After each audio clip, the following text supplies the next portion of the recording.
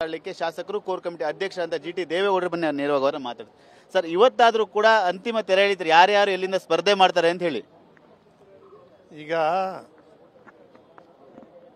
ಕರ್ನಾಟಕ ರಾಜ್ಯದಲ್ಲಿ 28 ಕ್ಷೇತ್ರಗಳಲ್ಲಿ JDS ಪಕ್ಷಕ್ಕೆ 3 ಕ್ಷೇತ್ರವನ್ನು ಭಾರತೀಯ ಜನತಾ ಪಕ್ಷ ಬಿಟ್ಟುಕೊಟ್ಟಿದೆ, ಘೋಷಣೆ ಮಾಡಿದ್ದಾರೆ.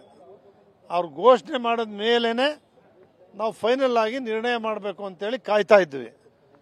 ನಾವು ಕಡ್ಡಾಯವಾಗಿ ನಮಗೆ ಹಾಸನ, ಮಂಡ್ಯ, ಕೋಲಾರ ಕೊಡಬೇಕು ಅಂತಕ್ಕಂಥ ಒತ್ತಾಯವನ್ನು ನಮ್ಮ ರಾಜ್ಯಾಧ್ಯಕ್ಷರು ಮಾಡಿದರು. ಆ ಪ್ರಕಾರವಾಗೇ ನಮಗೆ 3 ಕ್ಷೇತ್ರಗಳನ್ನು ಬಿಟ್ಟುಕೊಟ್ಟಿದ್ದಾರೆ. BJP 25 ಕ್ಷೇತ್ರಗಳು ಕಂಟೆಸ್ಟ್ ಮಾಡ್ತಾ ಇದೆ. ನಮ್ಮ ಜನತಾದಳ ಪಕ್ಷ 28 ಕ್ಷೇತ್ರಗಳಲ್ಲಿ ಯಾವ ರೀತಿ ಕೆಲಸ ಮಾಡಬೇಕು, 28 ಕ್ಷೇತ್ರಗಳನ್ನು ಗೆಲ್ಲಿಸಲಿಕ್ಕೆ ನಮ್ಮ ಪಕ್ಷದ ಜವಾಬ್ದಾರಿ ಏನು, ಕಾರ್ಯಕ್ರಮಗಳೇನು, ಯಾವ ರೀತಿ ಹೊಂದಾಣಿಕೆಯಿಂದ ನಾವು ಹೋಗಬೇಕು, ಭಾರತೀಯ ಜನತಾ ಪಕ್ಷ JDS ನಮ್ಮ ಅಭ್ಯರ್ಥಿಗಳು ಯಾರಾಗಬೇಕು. ಮೊಹಮ್ಮದ್ ಯಾಹಿಯಾ ಕುರಿ ಸಾಕಿ ವರ್ಷಕ್ಕೆ 40 ಲಕ್ಷ ಗಳಿಸ್ತಿದ್ದಾರೆ. ನೀವು ಕೂಡ ಅವರಿಂದ ಕಲಿಬೇಕಾ? ಅವ್ರ ಜೊತೆ ವಿಡಿಯೋ ಕಾಲ್ನಲ್ಲಿ ಮಾತಾಡಬೇಕಾ?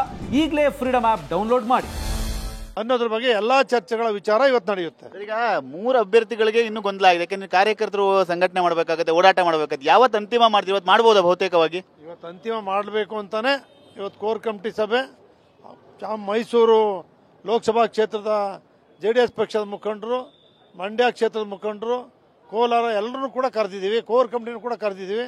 ಇವತ್ತು ಆ ಬಗ್ಗೆ ಮುಕ್ತವಾಗಿ ಚರ್ಚೆ ಮಾಡಿ ನಿರ್ಣಯ ಮಾಡ್ತೀವಿ. ಈಗ ಕುಮಾರಸ್ವಾಮಿ ಅವರು ಚನ್ನಪಟ್ಟಣ ಬಿಡಬಾರ್ದು ಅಂತ ಅಲ್ಲಿನ ಕಾರ್ಯಕರ್ತರು ಪ್ರತಿಭಟನೆ ಮಾಡ್ತಾ ಇದ್ದಾರೆ. ಮಂಡ್ಯಕ್ಕೆ ಬರಲೇಬೇಕು ಅಂತ ಅಲ್ಲಿನ ಮುಖಂಡರು ಪ್ರತಿಭಟನೆ ಮಾಡ್ತಿದ್ದಾರೆ.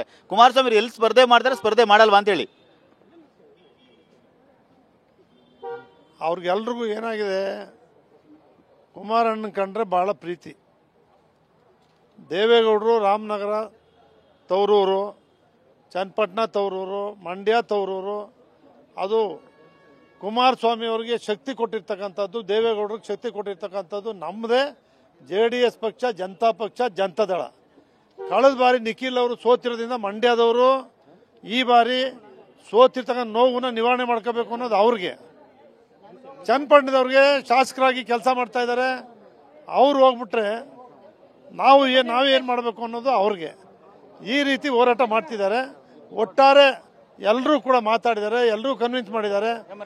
ಎಲ್ಲರೂ ಕೂಡ ಚನ್ನಪಟ್ಟಣದವರು, ರಾಮನಗರದವರು, ಮಂಡ್ಯದವರು ಒಟ್ಟಾಗಿದ್ದಾರೆ. ಅವ್ರು ಒಗ್ಗಟ್ಟಾಗಿ ಯಾರು ನಿಂತರೂ ಕೂಡ ಬೆಂಬಲ ಕೊಡ್ತಾರೆ. ಕುಮಾರಸ್ವಾಮಿ ಎಲ್ಲಿ ನಿಲ್ಬೇಕು ನಿಮ್ಮ ಒಂದು ಸಲಹೆ ಅಂತೀರ? ಹಂಗಾದ್ರೆ ಎಲ್ಲಿದ್ರು ಉತ್ತಮ ಅಂತ ಇವತ್ತು ಮುಕ್ತವಾಗಿ ಚರ್ಚೆ ಮಾಡ್ತೀವಿ ಮೀಟಿಂಗ್ ಅಲ್ಲಿ. ಇದಿಷ್ಟು ಕೋರ್ ಕಮಿಟಿ ಅಧ್ಯಕ್ಷ ಅಂತ ಜಿಟಿ ದೇವೇಗೌಡರು ಮಾತು. ಯಾಕಂದ್ರೆ ಎಲ್ಲವನ್ನೂ ಕೂಡ ಮುಕ್ತವಾಗಿ ಇವತ್ತು ನಿರ್ಧಾರ ಮಾಡ್ತೀವಿ ಅನ್ನೋ ಮಾತುಗಳು ಕೂಡ ಹೇಳ್ತಾ ಇರುವಂತದ್ದು. ಕ್ಯಾಮರಾ ಶೇಖರ್ ಜೊತೆ ಸುನಿಲ್, TV9 ಬೆಂಗಳೂರು.